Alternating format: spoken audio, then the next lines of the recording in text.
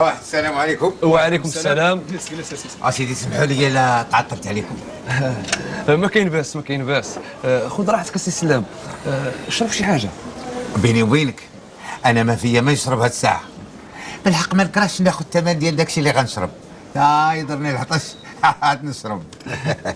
صاحبك زعيمه. اسي راه هادشي اللي بغات الوقت.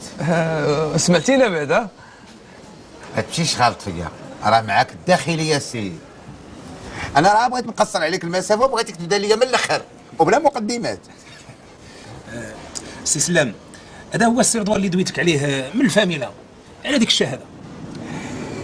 ايوا يمشي عاد مقدم وانا ما عليا الا نخرج عليه في البلاصه.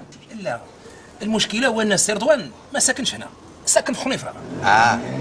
وديالاش هاد الشهاده؟ في الحقيقه السي سلام شي حاجه بسيطه، واحد شهاده ديال السكنه وشهاده ديال العزوبه. هاكاك هي دابا انت باغي تتزوج؟ الا بغى الله. وعلمتي مراتك اللي في خنيفره؟ مراتو؟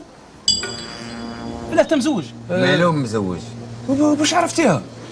وإلا كان هذاك الخاتم اللي في صبعك ماشي ديال الزواج وديال اش غيكون؟ اسي راه قويله قلت لك ما تمشيش غلط فيا، راه هذه الداخليه اللي معاك واجرك على الله.